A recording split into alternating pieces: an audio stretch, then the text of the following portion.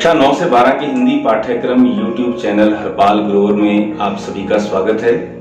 आज के कार्यक्रम की प्रस्तुति से हम शुरू करने जा रहे हैं कक्षा 10वीं और 12वीं की बोर्ड परीक्षा आधारित विशेष श्रृंखला, जिसमें प्रत्येक वीडियो में हम चर्चा करेंगे पाठ के विशेष बिंदुओं, परीक्षा उपयोगी प्रश्नों की। तो आइए शुरू करते हैं आज की महत्वपूर्ण श्रृंखला। तो चलिए शुरुआत करते हैं वितान भाग 2 की पहली कहानी सिल्वर वेडिंग से। सिल्वर वेडिंग कहानी की रचना मनोहर श्याम जोशी ने की है। इस पाठ के माध्यम से पीढ़ी के अंतराल का मार्मिक चित्रण किया गया है। आधुनिकता के दौर में यशोधर बाबू, जो इस कहानी के केंद्रीय पात्र हैं, परंपरागत मूल्यों को हर हाल में जीवित रखना चाहते हैं। उनका उसूल पसंद होना दफ्तर एवं घर के लोगों के लिए, अर्थात जो भी उनके संपर्क में लोग आए हैं, उन सब के लिए सरदर्द बन गया था। यशोधर बाबू को दिल्ली में अपने पांव जमाने में किशन दा ने मदद की थी, जो कि उनके आदर्श भी बन गए थे। दफ्तर में विवाह की 25वीं सालगिरह के दिन दफ्तर के कर्मचारी मेनन और चड्ढा, जो कि उनके सहकर्मी हैं, उनसे जलपान के लिए पैसे मांगते हैं, जो वे बड़े अनमने ढंग से देते हैं, क्योंकि उन्हें फिजूल खर्ची करना पसंद नहीं है। यशोधर बाबू के 3 बेटे हैं। ये प्रश्न आमतौर पे परीक्षाओं में पूछा जाता है कि यशोधर बाबू के कितने बेटे हैं। तो यशोधर बाबू के 3 बेटे हैं। बड़ा बेटा भूषण विज्ञापन कंपनी में काम करता है, दूसरा बेटा IAS की तैयारी कर रहा है और तीसरा छात्रवृत्ति के साथ अमेरिका जा चुका है। बेटी भी डॉक्टरी की पढ़ाई के लिए अमेरिका जाना चाहती है। वह विवाह हेतु किसी भी वर्ग को पसंद नहीं करती।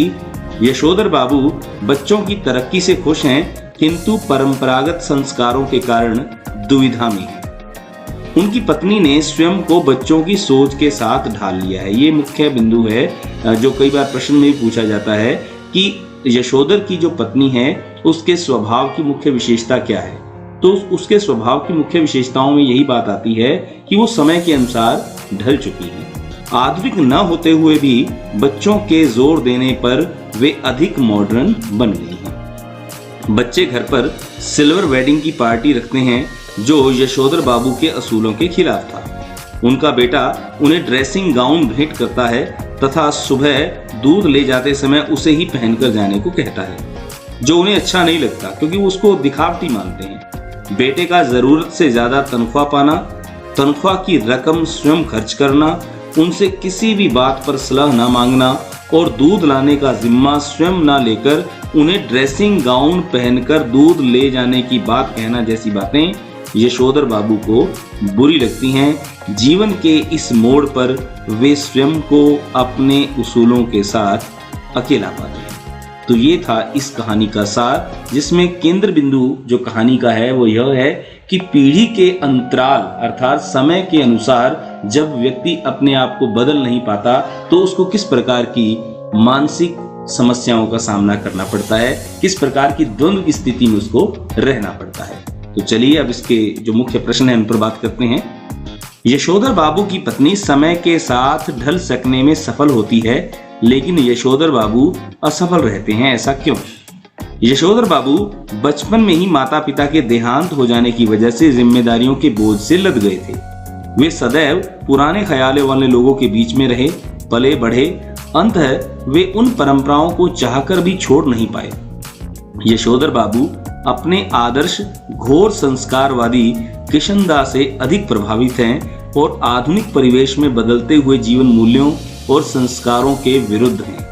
इसी के चलते परिवार के सदस्यों से उनका मतभेद बना रहता है, जबकि उनकी पत्नी अपने बच्चों के साथ खड़ी दिखाई देती है। विवाह के बाद उसे संयुक्त परिवार के कठोर नियमों का निर्वाह करना पड़ा, इसलिए वह अपने बच्चों के आधुनिक दृष्टिकोण से जल्द ही प्रभावित हो गई। बेटी के कहे अनुसार नए कपड़े पहनती है और बेटों के किसी मामले में दखल नहीं देती। यशोधर बाबू की पत्नी समय के साथ परिवर्तित हो जाती है, लेकिन यशोधर बाबू अभी भी किशनदा के संस्कारों और परंपराओं से चिपके हुए हैं। वे बदलते समय को समझते तो हैं, किंतु पूरे मन से स्वीकार न कर पाने के कारण असफल रहते हैं। दूसरा प्रश्न है, पाठ में जो हुआ होगा वाक्य की आप इतनी अर्थ छवियां खोज सकते हैं या कितने अर्थ छवियां खोज सकती हैं, बताइए।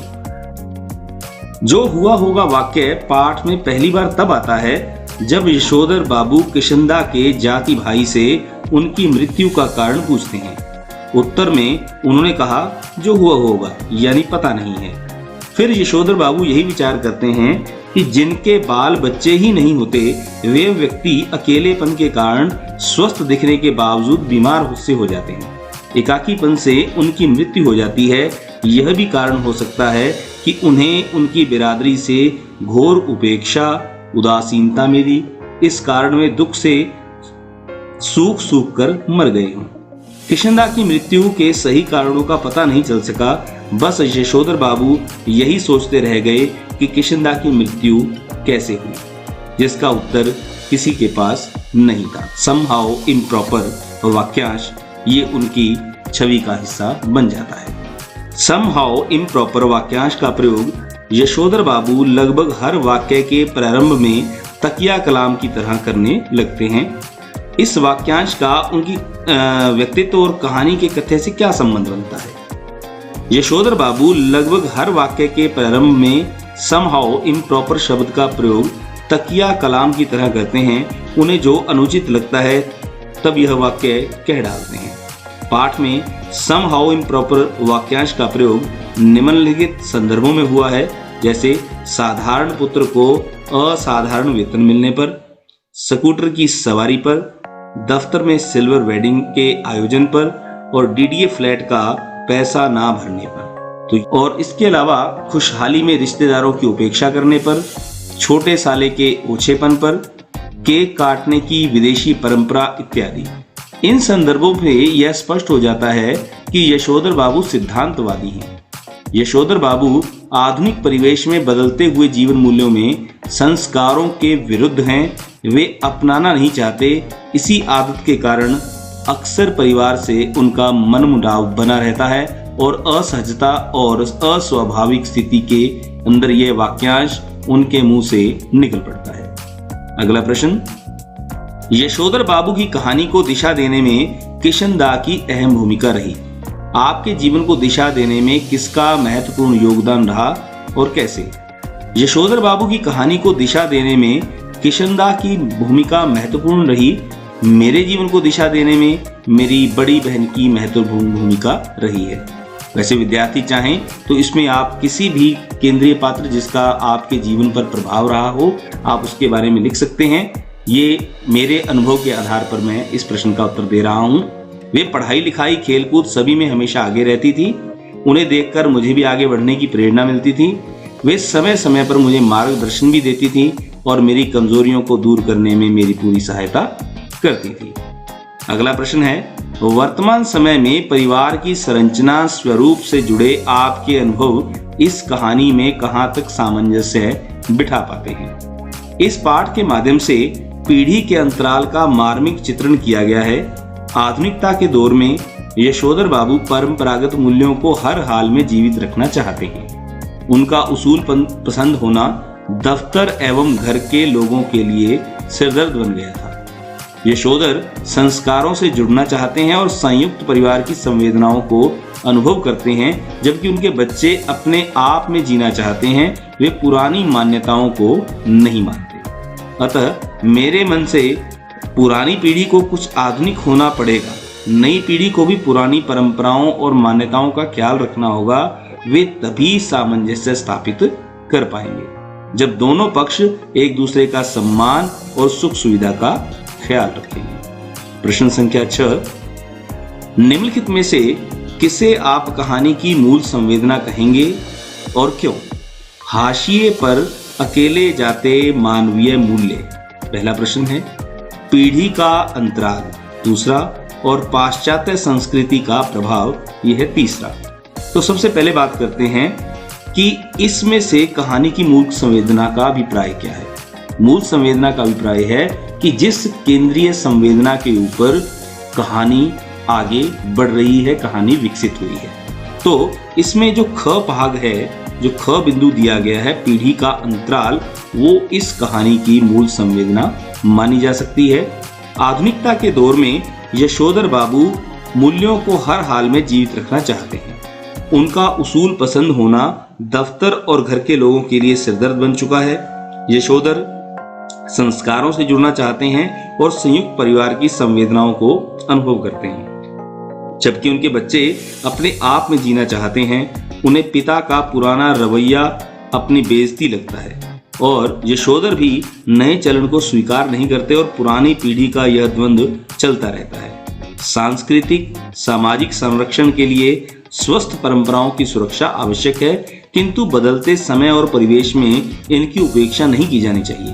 अतः मेरे मत से पुरानी पीढ़ी को थोड़ा बहुत आधुनिक होना पड़ेगा और नई पीढ़ी को पुरानी मगर स्वस्थ परंपराओं और मान्यताओं का भी सम्मान करना होगा, तभी सामंजस्य संभव हो पाएगा। प्रश्न संख्या 7, अपने घर और विद्यालय के आसपास हो रहे उन बदलावों के बारे में लिखिए जो सुविधाजनक और आधुनिक होते हुए भी बुजुर्गों को अच्छे नहीं लगते, या उनके अच्छा न लगने के पीछे कौन से कारण हैं। तो हमारे विद्यालय के आसपास निम्नलिखित बदलाव हो रहे हैं जिन्हें बुजुर्ग पसंद नहीं करते। घर से विद्यालय जाने के लिए साइकिलें और मोटर का इस्तेमाल, लड़कियां और लड़कों का एक साथ पढ़ना और मिलना जुलना, युवा लड़कों और लड़कियों द्वारा अंग प्रदर्शन करना, देर रात तक पार्टियां करना, दिन पर कंप्यूटर, इंटरनेट और मोबाइल का इस्तेमाल। बुजुर्गों को यह अच्छा नहीं लगता क्योंकि जब वे युवा थे उस समय वे संचार के साधनों की कमी थी। संयुक्त पारिवारिक पृष्ठभूमि के कारण वे युवावस्था में अपनी भावनाओं पर काबू में रखते थे और अधिक जिम्मेदार होते थे। आधुनिक परिवेश में युवा बड़े बूढ़ों के साथ बहुत कम समय व्यतीत करते हैं, इसलिए सोच एवं दृष्टिकोण में अधिक अंतर आ गया है। युवा पीढ़ी की यही नई सोच बुजुर्गों को अच्छी नहीं लगती। और प्रश्न संख्या 8, यशोधर बाबू के बारे में आपकी क्या धारणा बनती है? दिए गए 3 कथनों में से आप किसके समर्थक हैं और अपने अनुभवों के आधार पर तर्क सहित उत्तर दीजिए। तो पहला कथन है, यशोधर बाबू के विचार पूरी तरह से पुराने हैं और वे सहानुभूति के पात्र नहीं हैं। दूसरा, यशोधर बाबू में एक तरह का द्वंद्व है जिसके कारण नया उन्हें कभी कभी खींचता तो है पर पुराना छूटता नहीं, इसलिए उन्हें सहानुभूति के साथ देखने की जरूरत है। यशोधर बाबू एक आदर्श व्यक्तित्व हैं और नई पीढ़ी द्वारा उनके विचारों को अपनाना ही उचित है। तो इसका उत्तर है, यशोधर बाबू में एक तरह का द्वंद्व है जिसके कारण नया उन्हें कभी कभी खींचता तो है पर पुराना छोड़ता नहीं, इसलिए उन्हें सहानुभूति के साथ देखने की जरूरत है। यशोधर बाबू जैसे लोग साधारणतः किसी न किसी से प्रभावित होते हैं, वैसे यशोधर बाबू कृष्णदास हैं। वे परंपरागत ढर्रे पर चलना पसंद करते हैं तथा बदलाव पसंद नहीं करते, अतः समय के साथ ढलने में असफल होते हैं।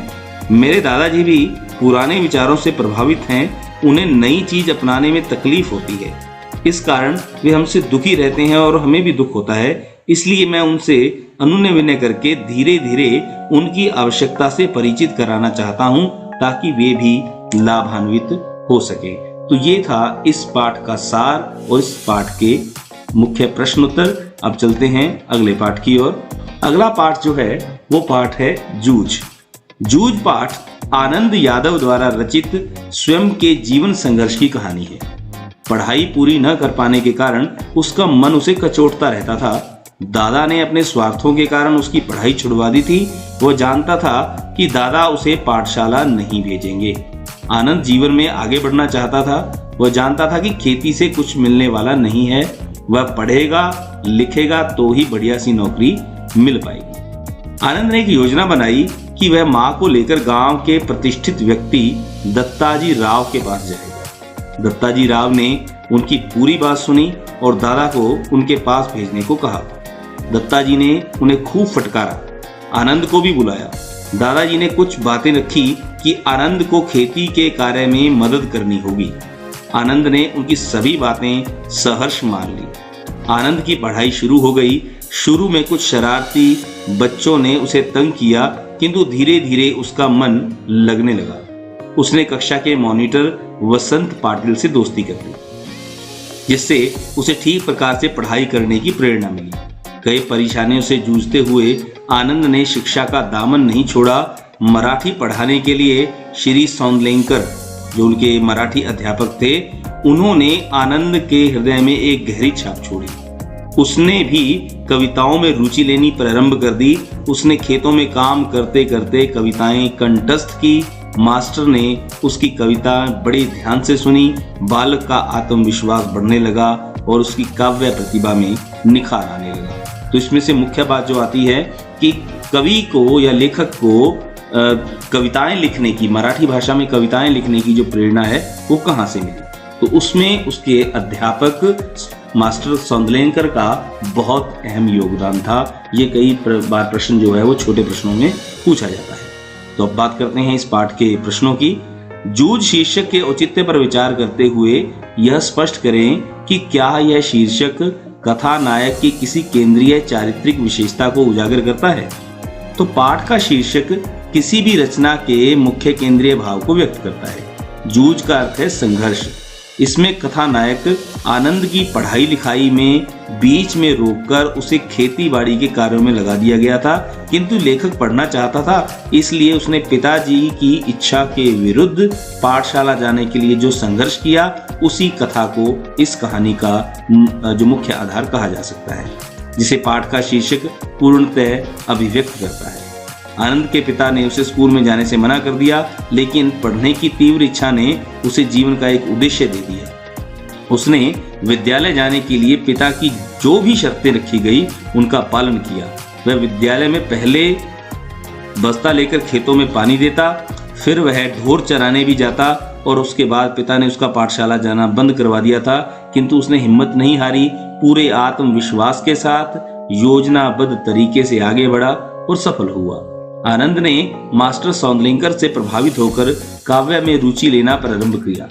उसने उसमें पढ़ने की तीव्र लालसा, लक्ष्य के प्रति एकाग्रता, वचनबद्धता, आत्मविश्वास, लगन और कर्मठता तथा कविता के प्रति झुकाव आदि चारित्रिक विशेषताएं देखने को मिलती हैं। तो इसमें से प्रमुख बात जो निकल कर आई है कि लेखक के अंदर जो संघर्ष की भावना ने उसके अंदर पढ़ाई की तीव्र लालसा, लक्ष्य के प्रति एकाग्रता, वचनबद्धता, आत्मविश्वास, लगन एवं कर्मठता के साथ साथ कविता के प्रति झुकाव आदि चारित्रिक विशेषताओं को विकसित किया।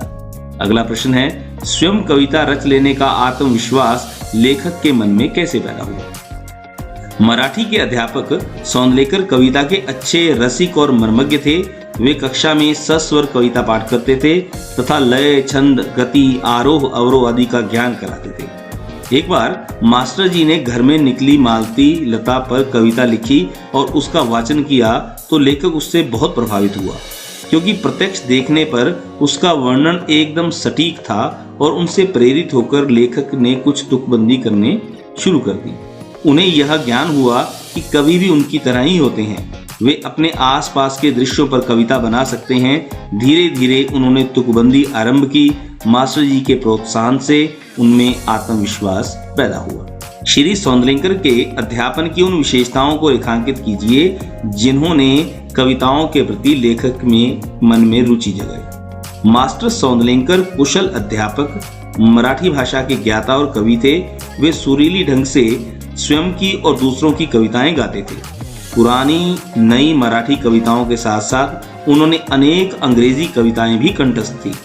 पहले वे एकाध गाकर सुनाते थे, फिर बैठे बैठे अभिनय के साथ कविता का भाव ग्रहण करवाते। वे कवियों से जुड़े संस्मरण सुनाते और बीच बीच में अपनी कविताएं भी पूरे हाव भाव के साथ इतनी तन्मयता से सुनाते थे कि लेखक भाव विभोर हो जाता। आनंदा को कविता या तुकबंदी लिखने के लिए प्रारंभिक काल में उन्होंने ही मार्गदर्शन दिया, उसमें सुधार किया, उन्हें अलंकार और छंद का भी अच्छा ज्ञान कराया, अलग अलग कविता संग्रह देकर काव्य विधा से परिचित कराया और उसका आत्मविश्वास बढ़ाया, जिससे वह धीरे धीरे कविताएं लिखने में कुशल होकर प्रतिष्ठित कवि बन गए। प्रश्न संख्या 4, कविता के प्रति लगाव से पहले और उसके बाद अकेलेपन के प्रति लेखक की धारणा में क्या बदलाव आया। कविता के प्रति लगाव से पहले लेखक ढोर लेकर जाते समय खेतों में पानी डालते और अन्य काम करते समय अकेलापन महसूस करता था। उसे लगता था कि उसके साथ बात करने वाला कोई हो, लेकिन कविता के प्रति लगाव के बाद वह खेतों में पानी देते समय, भैंस चराते समय कविताओं में खोया रहता था। धीरे धीरे वह स्वयं तुकबंदी करने लगा। अब उसे अकेलापन अच्छा लगने लगा और वह अकेले में कविता गाता, अभिनय व नृत्य करता था। अगला प्रश्न है, आपके ख्याल में पढ़ाई लिखाई के संबंध में लेखक और दत्ताजी राव का रवैया सही था या लेखक के पिता का? तर्क सहित उत्तर दीजिए। लेखक का मत है कि जीवन भर खेतों में काम करके कुछ भी हाथ आने वाला नहीं है। अगर मैं पढ़ लिख गया तो कहीं मेरी नौकरी लग जाएगी या कोई व्यापार करके अपने जीवन को सफल बनाया जा सकता है।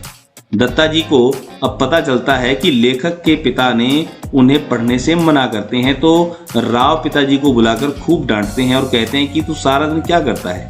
बेटे और पत्नी को खेतों में जोतकर तू सारा दिन सांड की तरह घूमता रहता है। कल से बेटे को स्कूल भेज, अगर पैसे नहीं है तो मैं फीस दूंगा। पिताजी दत्ताजी राव के सामने हाँ करने के बावजूद भी आनंद को स्कूल भेजने के पक्ष में नहीं थे, जो अनुचित है। हमारे ख्याल में पढ़ाई लिखाई के संबंध में लेखक और दत्ताजी का राव का रवैया लेखक के पिता की सोच से ज्यादा ठीक है। दत्ताजी राव से पिता पर दबाव डलवाने के लिए लेखक और उसकी मां को एक झूठ का सहारा लेना पड़ा। यदि झूठ का सहारा न लेना पड़ता तो आगे का घटनाक्रम क्या होता, अनुमान लगाकर लिखिए। दत्ताजी राव से पिता पर दबाव डलवाने के लिए लेखक और उसकी मां को एक झूठ का सहारा लेना पड़ा। यदि झूठ का सहारा न लेते, सब सच बताते कि उन्होंने दत्ताजी राव से पिता को बुलाकर लेखक को स्कूल भेजने के लिए कहा है, तो लेखक के पिता उनके घर ना जाते और या उनके सामने बहाना बना देते अथवा माँ बेटे की पिटाई भी कर देते। उधर न जाने की सख्त हिदायत देकर लेखक को खेती में झोंक देते और लेखक का जीवन बर्बाद हो जाता। अगला पाठ जो है, अतीत में दबे पांव। यह पाठ ओम थानवी के यात्रा वृत्तांत और रिपोर्ट का मिला जुला रूप है। उन्होंने इस पाठ में विश्व के सबसे पुराने और नियोजित शहरों मोहनजोदड़ो और हड़प्पा का वर्णन किया है। पाकिस्तान के सिंध प्रांत में मोहनजोदड़ो और पंजाब प्रांत में हड़प्पा नाम के दो नगरों को पुरातत्वविदों ने खुदाई के दौरान खोज निकाला। मोहनजोदड़ो ताम्रकाल का सबसे बड़ा शहर था। मोहनजोदड़ो का अर्थ है मुर्दों का टीला। इसे थोड़ा नोट कर लिया जाए। ये ऐसा प्रश्न है जो कई बार छोटे प्रश्नों के माध्यम से पूछा जाता है कि इसका क्या अर्थ है। यह नगर मानव निर्मित छोटे छोटे टीलों पर बना था। मोहनजोदड़ो में प्राचीन और बड़ा बौद्ध स्तूप है। इसकी नगर योजना अद्वितीय है। लेखक ने खंडहर हो चुके टीलों, स्नानागार, मृदु भांडों, कुओं, तालाबों, मकानों व मार्गों का उल्लेख किया है। तो इसमें ये बात विशेष नोट करने लायक है कि लेखक ने इसके अंतर्गत किस चीज का वर्णन किया है। तो लेखक ने खंडर हो चुके टीलों, स्नानागार, मृदु भांडों, कुओं, तालाबों, मकानों व मार्गों का उल्लेख किया है, जिससे शहर की सुंदर नियोजन व्यवस्था का पता चलता है। बस्ती में घरों के दरवाजे मुख्य सड़क की ओर नहीं खुलते। हर घर में जल निकासी की व्यवस्था है। सभी नालियां ढकी हुई हैं। पक्की ईंटों का प्रयोग किया गया है। नगर में 40 फुट लंबा और 25 फुट चौड़ा एक महाकुंड भी है। इसकी दीवारें और तल पक्की ईंटों से बने हैं। कुंड के पास 8 स्नानागार हैं। कुंड में बाहर के अशुद्ध पानी को न आने देने का ध्यान रखा गया है। कुंड में पानी की व्यवस्था के लिए कुआं है। एक विशाल कोठार भी है जिसमें अनाज रखा जाता था। उन्नत खेती के सभी निशान दिखते हैं। कपास, गेहूं, जौ, सरसों, बाजरा आदि के प्रमाण मिलते हैं। सिंधु घाटी सभ्यता में न तो भव्य राजमहल मिले और न ही भव्य मंदिर। नरेश के सर पर रखा मुकुट भी छोटा है। मोहनजोदड़ो सिंधु घाटी का सबसे बड़ा नगर है, फिर भी इसमें भव्यता व आडंबर का अभाव रहा। उस समय के लोगों ने कला और सुरुचि को महत्व दिया। नगर नियोजन, धातु पत्थर की मूर्तियां, मृदु भांड, उन पर चित्रित मानव तथा अन्य आकृतियां, मोहरें, उन पर बारीकी से की गई चित्रकारी एक पुरातत्ववेता के मुताबिक सिंधु सभ्यता की खूबी और उसका सौंदर्य बोध है, जो राज पोषित या धर्म पोषित न होकर समाज पोषित था।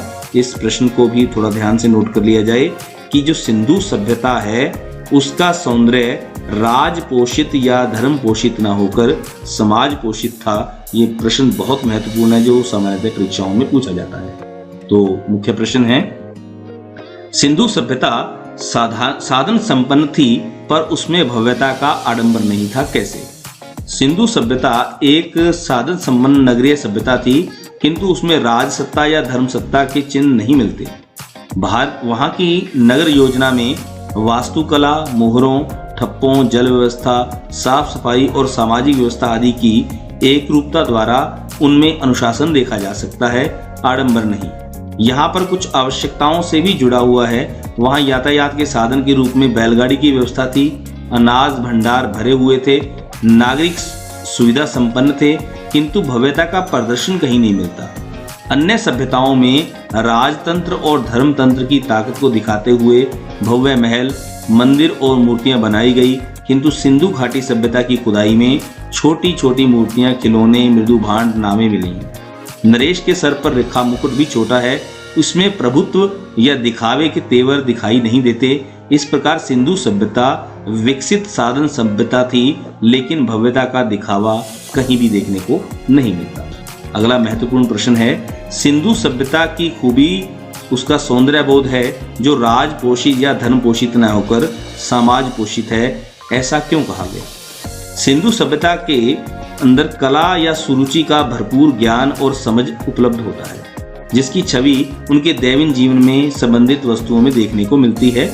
वास्तुकला या नगर नियोजन ही नहीं, धातु और पत्थरों की मूर्तियां, मृदु भांड, उन पर चित्रित मनुष्य, वनस्पति और पशु पक्षियों की छवियां, सुनिर्मित मोहरें, उन पर बारीकी से उत्कीर्ण आकृतियां, खिलौने, केश विन्यास, आभूषण और सबसे सुघड़ अक्षरों का लिपि रूप सिंधु सभ्यता की तकनीकी सिद्धि से ज्यादा कला सिद्धि जाहिर करता है। अन्य सभ्यताओं में राजतंत्र और धर्मतंत्र की ताकत को दिखाते हुए भव्य महल, मूर्तियां और मंदिर बनाए गए, किंतु सिंधु घाटी सभ्यता की खुदाई में छोटी छोटी मूर्तियां, खिलौने, मृदु भांड और नावें ही मिली हैं।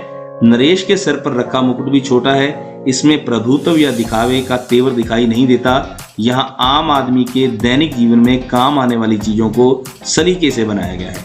अतः सिंधु सभ्यता की खूबी उसका सौंदर्य बोध जो समाज के द्वारा पोषित है, राज पोषित या धर्म पोषित नहीं। तीसरा प्रश्न है, पुरातत्व के किन चिन्हों के आधार पर आप यह कह सकते हैं कि सिंधु सभ्यता ताकत से शासित होने की अपेक्षा समझ से अनुशासित सभ्यता थी? हड़प्पा संस्कृति में न भव्य राजप्रसाद मिले हैं, न मंदिर, न राजाओं महंतों की समाधियां।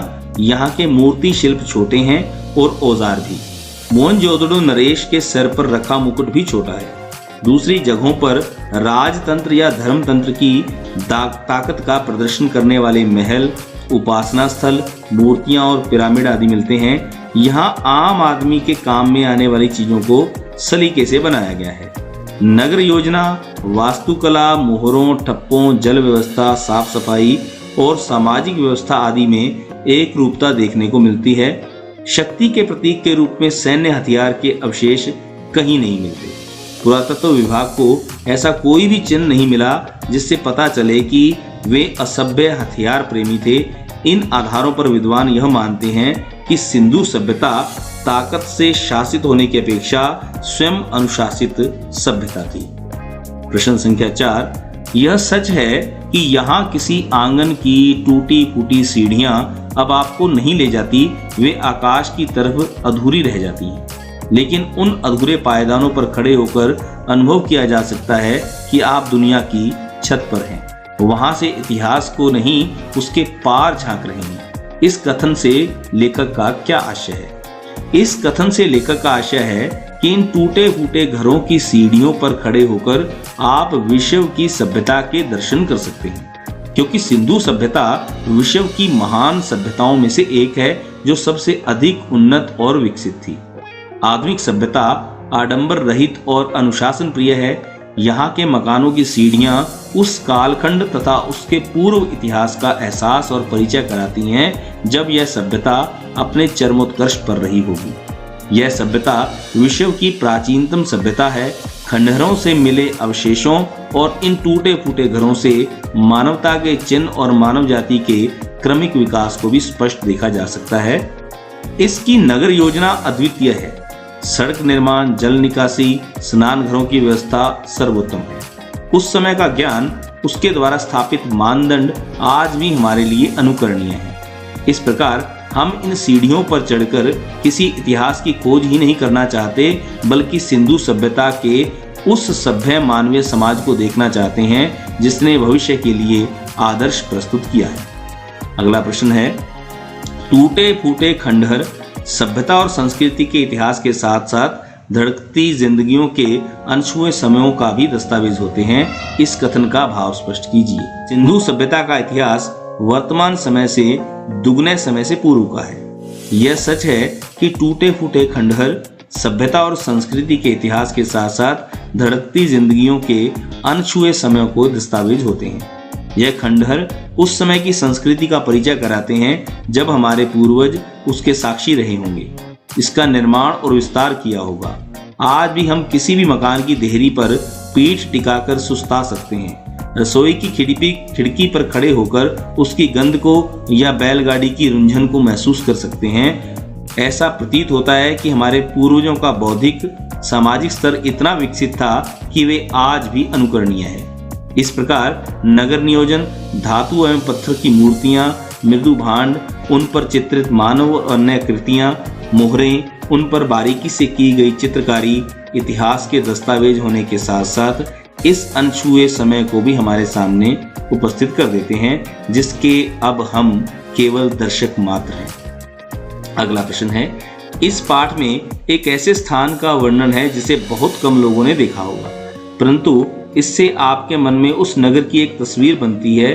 किसी ऐसे ऐतिहासिक स्थल जिसको आपने नजदीक से देखा हो, उसका वर्णन अपने शब्दों में कीजिए। चार मीनार। इस बार की छुट्टियों में हम हैदराबाद गए। वहां के ऐतिहासिक रमणीय स्थलों में से एक स्थान है हैदराबाद शहर का चार मीनार। हमेशा हमारी यादों में बसा रहेगा। हैदराबाद शहर प्राचीन और आधुनिक समय का अनोखा मिश्रण है, जो देखने वालों को 400 सालों पुराने भवनों की भव्यता के साथ साथ आपस में सटी आधुनिक इमारतों का भी दर्शन कराता है। चार मीनार 1591 में शहर के मोहम्मद कुली कुतुब शाह द्वारा बनाई गई वृहत वास्तुकला का अनुपम नमूना है। शहर की पहचान मानी जाने वाली इमारत चार मीनार से मिलकर बनी एक चौकोर प्रभावशाली इमारत है। यह स्मारक ग्रेनाइट के मनमोहक चौकोर खम्भों से बना है, जो उत्तर, दक्षिण, पूर्व, पश्चिम की दिशाओं में स्थित चार विशाल आर्च पर निर्मित किया गया है। यह आर्च कमरों के दो तलों और आर्चवे की गैलरी को सहारा देते हैं। चौकोर संरचना के प्रत्येक कोने पर एक छोटी मीनार है। ये चार मीनारें हैं, जिसके कारण भवन को यह नाम दिया गया है। प्रत्येक मीनार कमल की पत्तियों के आधार की संरचना पर खड़ी है। इस तरह चार मीनार को देखते हुए अनुभूति एक स्वप्न के साकार होने जैसी लगती है। तो आप भी अपने किसी व्यक्तिगत अनुभव, यात्रा वृत्तांत का वर्णन इस प्रश्न का उत्तर देने में कर सकते हैं। अगला प्रश्न है, नदी, कुएं, स्नानघर और बेजोड़ निकासी व्यवस्था को देखकर लेखक पाठकों से प्रश्न पूछता है कि क्या हम सिंधु सभ्यता को जल संस्कृति कह सकते हैं? आपका जवाब लेखक के पक्ष में है या विपक्ष में, तर्क दें। मोहनजोदड़ो के निकट बहती हुई नदी सिंधु नगर में कुएं, स्नानागार और बेजोड़ निकासी व्यवस्था को देखकर लेखक ने सिंधु घाटी की सभ्यता को जल संस्कृति कहा है। मैं लेखक के कथन से पूर्णतः सहमत हूँ। पहला बिंदु है, प्रत्येक घर में एक स्नानागार था। घर के भीतर से पानी या मैला पानी नालियों के माध्यम से बाहर होदी में आता था और फिर बड़ी नालियों में चला जाता था। कहीं कहीं नालियां ऊपर से खुली हुई थी, परंतु अधिकतर नालियां ऊपर से बंद थी। इनकी जल निकासी व्यवस्था बहुत ही ऊंचे दर्जे की थी, जो आज दिखाई नहीं पड़ती। उस समय के लोगों में इसकी जागरूकता थी, वे सफाई पसंद लोग थे। तीसरा, नगर में पीने के पानी के लिए कुओं का व्यापक प्रबंध था। ये कुएं पक्की ईंटों के बने हुए थे। अकेले मोहनजोदड़ो नगर में 700 कुएं प्राप्त हुए हैं। चौथा पॉइंट, यहाँ का महाकुंड लगभग 40 फुट लंबा, 25 फुट चौड़ा था। ये पक्की ईंटों से बना था, जिसमें जल निकासी के लिए नालियां थी। सिंधु नदी के समीप होने से जल का व्यापक भंडार था। इसलिए हम लेखक के इस कथन से पूरी तरह सहमत हैं कि सिंधु घाटी सभ्यता जो है वो जल संस्कृति की सभ्यता थी। तो अब हम बढ़ते हैं वितान भाग 2 के अंतिम पाठ की ओर, जिसका नाम है डायरी के पन्ने। डायरी के पन्ने पाठ में the diary of a young girl नाम के एन फ्रैंक की डायरी के कुछ अंश दिए गए हैं। The diary of a young girl Anne Frank द्वारा 2 साल अज्ञातवास के दरमियान लिखी गई थी। 1933 में फ्रैंकफर्ट के नगर निगम चुनाव में हिटलर की नाजी पार्टी जीत गई। तत्पश्चात यहूदी विरोधी प्रदर्शन बढ़ने लगे। एन फ्रैंक का परिवार असुरक्षित महसूस करते हुए नीदरलैंड के एम्स्टर्डम शहर में जा बसा। दूसरा विश्व युद्ध शुरू हो चुका था। द्वितीय विश्व युद्ध की शुरुआत 1939 तक तो सब ठीक था, परंतु 1940 में नीदरलैंड पर जर्मनी का कब्जा हो गया और यहूदियों के उत्पीड़न का दौर शुरू हुआ। इन परिस्थितियों के कारण 1942 के जुलाई मास में फ्रैंक परिवार, जिसमें माता पिता, 13 वर्ष की एन फ्रैंक, उसकी बड़ी बहन मार्गरेट और दूसरा परिवार वांदान परिवार और उनका बेटा पीटर तथा इनके साथ एक अन्य व्यक्ति मिस्टर डसेल 2 साल तक गुप्त आवास में रहे। गुप्त आवास में उनकी सहायता उन कर्मचारियों ने की जो कभी मिस्टर फ्रैंक के दफ्तर में काम करते थे। The diary of a young girl Anne Frank द्वारा उस 2 साल के अज्ञातवास के दरमियान लिखी गई।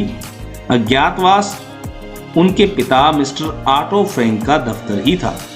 एन फ्रैंक को 13वें जन्मदिन पर एक डायरी उपहार में मिली थी और उसमें अपनी एक गुड़िया किट्टी को संबोधित करके लिखा है।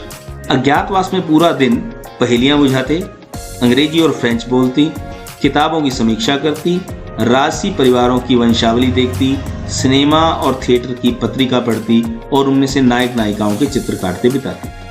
वह मिसेज वानवान की हर कहानी को बार बार सुनकर बोर हो चुकी थी और मिस्टर डेसेल भी पुरानी बातें, घोड़ों की दौड़, लीक करती नावें या 4 वर्ष की आयु में तैर सकने वाले इन चर्चों को सुनाते रहते। इस डायरी में उसने युद्ध संबंधी जानकारी भी दी है।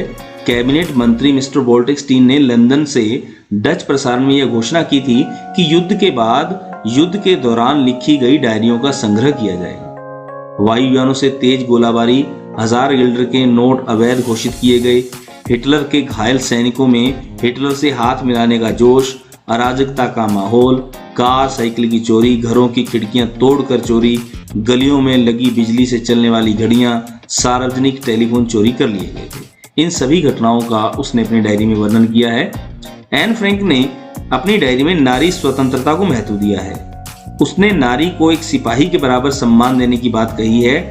एक 13 वर्षीय किशोरी के मन में बेचैनी को भी व्यक्त किया गया है, जैसे कि मिस्टर डिसेल की डांट फटकार, उबाऊ भाषण, दूसरों की बातें सुनकर मिसेस फ्रैंक का उसे डांटना और उस पर अविश्वास करना, बड़ों के द्वारा उसके काम और केस सज्जा पर टीका टिप्पणी करना, सिनेमा की पत्रिका खरीदने पर फिजूल खर्ची का आरोप लगाना, पीटर द्वारा उसके प्रेम को उजागर न करना आदि। एनी फ्रैंक की डायरी के द्वारा दूसरे विश्व युद्ध की विभीषिका, हिटलर व नाजियों द्वारा यहूदियों का उत्पीड़न, डर, भूखमरी, गरीबी, आतंक, मानवीय संवेदनाएं, प्रेम, घृणा, 13 साल की उम्र के सपने, कल्पनाएं, बाहरी दुनिया से अलग थलग पड़ जाने की पीड़ा, मानसिक और शारीरिक जरूरतें, हंसी मजाक, अकेलापन, इन सभी का जीवंत रूप इस डायरी में देखने को मिलता है।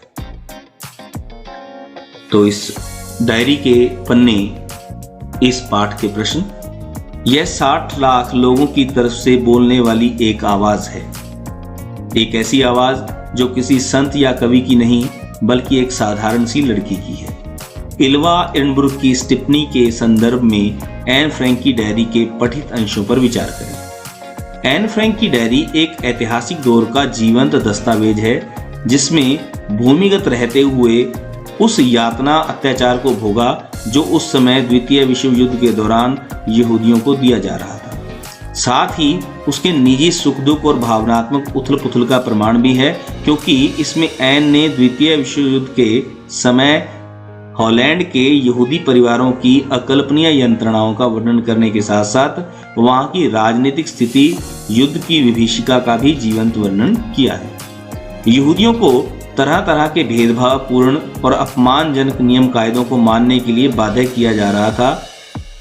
गेस्टापो, हिटलर की खुफिया पुलिस, छापे मारकर यहूदियों को अज्ञातवास से ढूंढकर निकालती और यातना गृह में भेज देती। चारों तरफ अराजकता फैली हुई थी। यहूदी अज्ञातवास में रहते हुए निरंतर अंधेरे कमरों में जीने को मजबूर थे। उनके पास राशन और बिजली का कोटा था। उनके पास फटे पुराने कपड़े व जूते थे। उनके सामान में कोई सुरक्षा नहीं थी। हर तरफ भय, आतंक का माहौल था। लोग खुली सड़क पर चलने से डरते थे। उन्हें एक अमानवीय जीवन जीने को बाध्य होना पड़ा। हिटलर की नाजी फौज का खौफ उन्हें हर वक्त आतंकित करता रहता था। इसलिए इलिया इहनबुर्ग की यह टिप्पणी कि यह 60 लाख लोगों की तरफ से बोलने वाली एक आवाज है, एक ऐसी आवाज जो किसी संत या कवि की नहीं बल्कि एक साधारण सी लड़की की है, सर्वमान्य रूप से सत्य और स्वीकार्य है। प्रश्न संख्या 2, काश कोई तो होता जो मेरी भावनाओं को गंभीरता से समझ पाता। अफसोस, ऐसा व्यक्ति मुझे अब तक नहीं मिला। क्या आपको लगता है कि एन के इस कथन में उसके डायरी लेखन का कारण छिपा है? यह सत्य है कि लेखक आत्मा अभिव्यक्ति के लिए ही लिखता है। यदि उसे कोई साधन अभिव्यक्ति का नहीं मिलता तो वह स्वयं ही अपना साधन खोज लेता है। ऐसा ही एन ने किया था। एन भी अपने अनुभवों को डायरी के माध्यम से व्यक्त करती है। पढ़ाई के लिए उसे कई बार डांट फटकार मिलती है। वह एक जगह लिखती है, मेरे दिमाग में हर समय इच्छाएं, विचार, आरोप और डांट फटकार ही चक्कर खाते रहते हैं। मैं सचमुच उतनी घमंडी नहीं हूं जितना लोग मुझे समझते हैं। मैं किसी और की तुलना में अपनी कई कमजोरियों और खामियों को बेहतर तरीके से जानती हूं। तथा दूसरे स्थान पर वह कहती हैं, लोग मुझे अभी भी इतना नाक घुसेड़ू और अपने आप को 30 मार्का समझने वाले क्यों मानते हैं। ऐसा बहुत से विचार उसके मन में उमड़ते रहते जिन्हें वह कह नहीं पाती थी। एन 8 सदस्यों के समूह में सबसे छोटी थी। उसकी माँ उसे सिर्फ उपदेश देती, सुनती नहीं। पीटर उसे पसंद करता था लेकिन वह भी उसकी भावनाएं नहीं समझता था। वह प्रकृति निहारना चाहती थी, दौड़ना चाहती थी कि प्रकृति प्रदत्त प्रजनन शक्ति के उपयोग का अधिकार, बच्चे पैदा करें या ना करें अथवा कितने बच्चा पैदा करें, इसकी स्वतंत्रता नारी से छीनकर हमारी विश्व व्यवस्था ने न केवल स्त्री के व्यक्तित्व विकास के अनेक अवसरों से वंचित किया है बल्कि जनाधिक्य की समस्या भी पैदा की है। एन की डायरी के 13 जून 1944 के अंश में व्यक्त विचारों के संदर्भ में इस कथन का औचित्य ढूंढे। एन के अनुसार औरतों को उनके हिस्से का सम्मान मिलना चाहिए। पुरुषों ने औरतों पर शुरू से ही इस आधार पर शासन करना शुरू किया है कि वे उसकी तुलना में शारीरिक रूप से ज्यादा सक्षम हैं। पुरुष ही कमाकर लाता है, बच्चे पालता पोसता है और जो मन में आए करता है। लेकिन हाल ही में स्थिति बदली है। सौभाग्य से शिक्षा, काम तथा प्रगति ने औरतों की आंखें खोली हैं। औरत ही तो है जो मानव जाति की निरंतरता को बनाए रखने के लिए न जाने इतनी तकलीफों से गुजरती है और संघर्ष करती है। वह जितना संघर्ष एवं श्रम करती है उतना तो सिपाही भी नहीं करते। एन के कहने का कतई मतलब नहीं है कि औरतों को बच्चे जन्मना बंद कर देना चाहिए, बल्कि अपने अधिकारों के लिए सजग रहना चाहिए। इसके विपरीत प्रकृति चाहती है कि वे ऐसा करें कि और इस वजह से उन्हें यह काम करते रहना चाहिए। वह समाज के लिए औरतों का योगदान सर्वोपरि मानती है। एन सिर्फ इतना चाहती है कि समाज औरतों के योगदान को सराहे और उनका सम्मान करे। प्रश्न संख्या 4, एन की डायरी एक ऐतिहासिक दौर का जीवंत दस्तावेज है तो साथ ही उसके निजी सुख दुख और भावनात्मक उथल पुथल का भी। इन पृष्ठों में दोनों का फर्क मिट गया है। इस कथन पर विचार करते हुए अपनी सहमति या असहमति तर्कपूर्ण व्यक्त करें।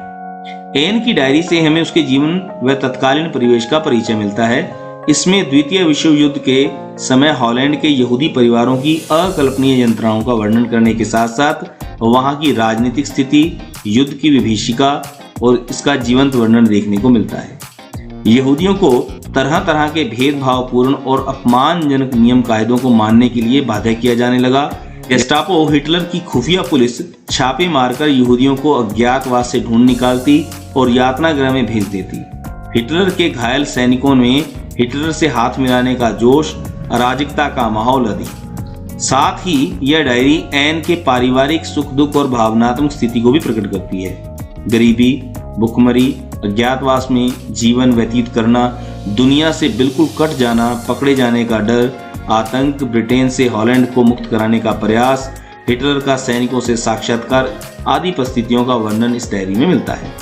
इस तरह यह डायरी ऐतिहासिक दस्तावेज होने के साथ साथ एन के व्यक्तिगत जीवन के सुख दुख का चित्रण भी करती है। पांचवा प्रश्न, एन ने अपनी डायरी किट्टी, एक निर्जीव गुड़िया को संबोधित करके चिट्ठी की शक्ल में लिखने की जरूरत क्यों महसूस की होगी? एन जब अज्ञातवास में थी तब उसकी आयु मात्र 8 वर्ष की थी। यह ऐसी व्यवस्था थी जब मन में उत्सुकता, जिज्ञासा होती है, मन समाधान चाहता है। अज्ञातवास में एन से बातें करने वाला और उसके भावों को समझने वाला कोई न था, न छोटा न बड़ा। बड़ों की बातें सुन सुनकर वह ऊब गई थी। वह एक निर्जीव गुड़िया को काल्पनिक मित्र बनाती है और उसे संबोधित कर अपनी बातें पन्नों में अंकित करती जाती है और यही चिट्ठियां डायरी की शक्ल में बदल जाती हैं। तो इस प्रकार ये जो हमारे 4 पाठ वितान भाग 2 में संकलित थे, उसके पाठ के सार के साथ साथ हम उसके मुख्य प्रश्नों के ऊपर भी चर्चा की। तो अब हम बात करेंगे पिछले 3 वर्षों के उन प्रश्न पत्रों में संकलित उन प्रश्नों की जो बोर्ड परीक्षाओं में शामिल किए गए थे। तो उसी आधार पर आप इसमें से मुख्य प्रश्नों को दोबारा से सुनकर, देखकर उनका अध्ययन और अपनी समझ विकसित कर सकते हैं।